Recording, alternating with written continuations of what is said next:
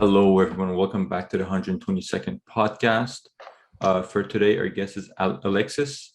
So, Alexis has played high level soccer in McGill. He has also played for a club in Mexico, triple A level in Quebec as a defender slash athlete. And now he's a physical therapist and he has a master's from McGill in physical therapy.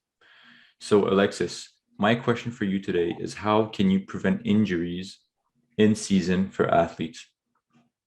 So the best thing that's been shown to work is, besides neuromuscular balance as a warm-up, which does reduce injuries a lot, is strengthening. So Bo Larson did a systematic review in 2014, and they saw that there was a reduction of injuries in like 50 to 60%.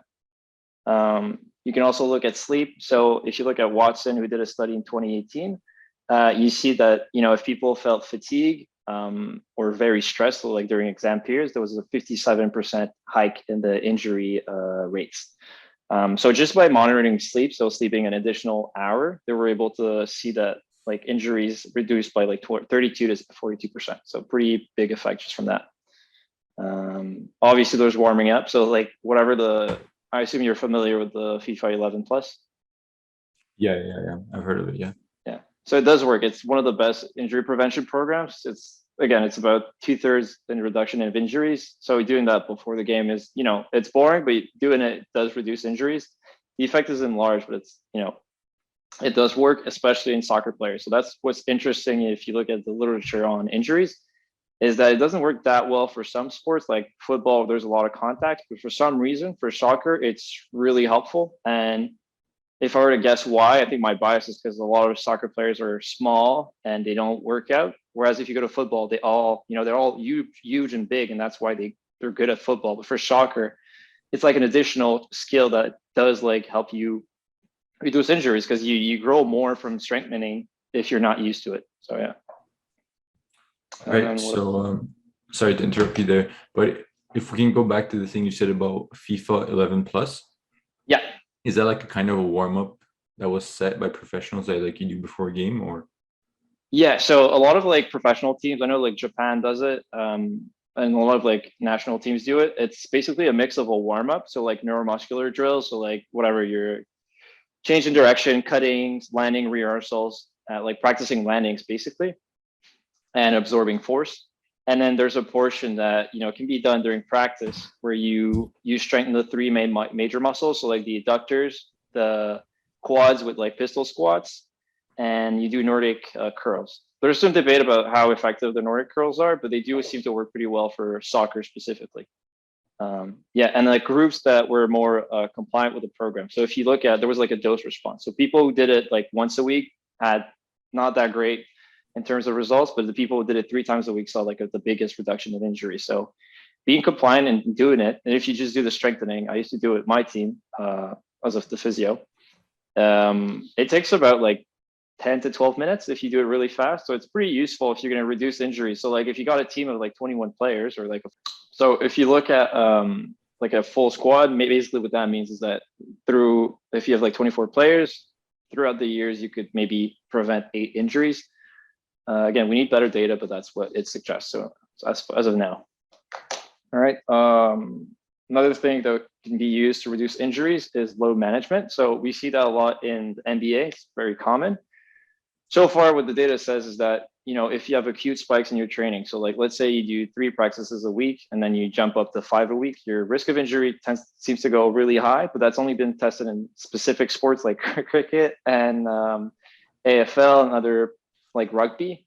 And we see that if you increase by 1/3 of like whatever you're doing monthly, it seems to increase like drastically. But again, we need to verify that data in other sports. And we also don't know if it's a causal link. So is it people get injured because they were doing more? Like, does that mean that changing that, like limiting out how many games players are playing or how hard they're playing or how many minutes? We don't know if it's going to have an effect. And, we need to test it. We need like randomized control trials. So, and the data's missing. That makes sense, right? Because like, yeah. You just train like three days a week, and then for your in season, like you play games, like you train 5 days a week or whatever you're doing. Like it makes sense that your muscles can't handle it, and then they just keep breaking down over and over again. Yeah. It's probably not the muscles because the turnover is so quick in Oh, muscles. It's probably more the ligaments. So there was, I think it was Mimic, weird name, but Mirik, sorry, in 2019, she did a study and she saw that in women, the ACL, it becomes thicker throughout the season, but it's because of like micro trauma. So there's like swelling and inflammation, it kind of builds up. So maybe overtraining, which can be common, is what, can be one of the big factors for injury. So that's one of the other reasons why sleep is so important, is because it's how yeah. you recuperate from all that heavy training. Can A the good way, sorry to interrupt you again. that's Can fine. the load management, like what you said, can it be monitored in preseason so you're ready for that in the in season? Yeah, so that's well, that's one of the reasons why we try to change to this thing called the no off season mentality.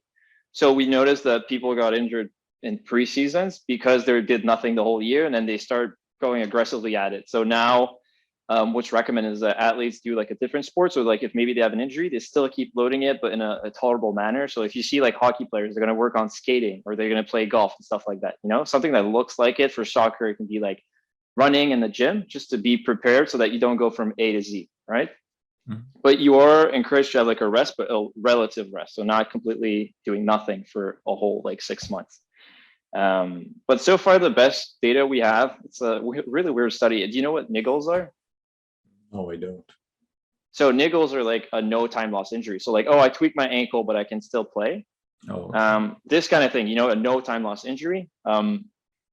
It's been observed that by Whalen in 2019 that if players reported one, and that was specifically for soccer, during that week, like let's say you tweak your ankle, your risk of injury goes up from 3 to 6 to 6.9 times. So basically, it's like almost it can go up almost 7 times. So basically, if you feel off, if something happened, just know that your risk of injury during that week is quite high. So that's usually what I tell people. If especially if they're coming back from an injury, if you tweak something, maybe you just do practice, go easy, and maybe skip that game if you're really not feeling it, especially, or at least pay really close attention to your sleep during that week so you can recuperate well.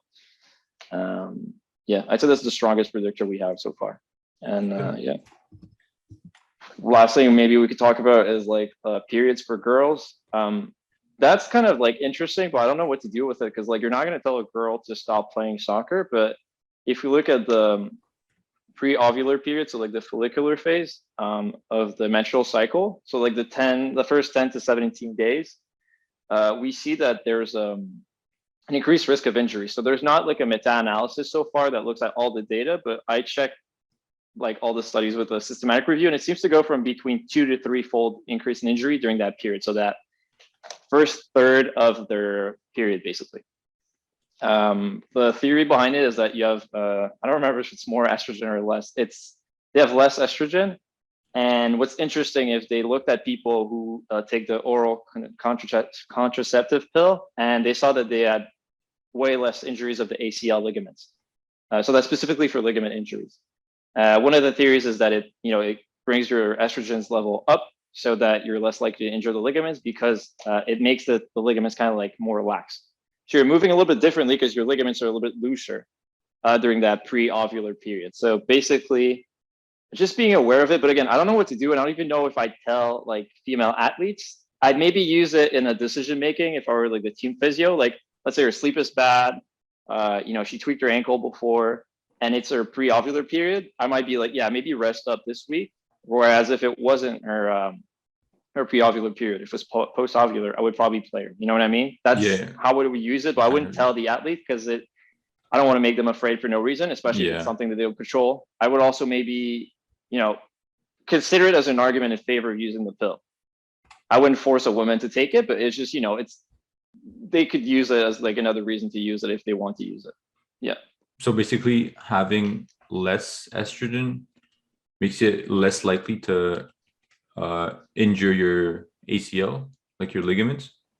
It's the Or opposite. So the fact that they have oh, more estrogen is what makes the ligament looser. It's also one of the possible factors behind why women have more ACL injuries. So it's much more common in women.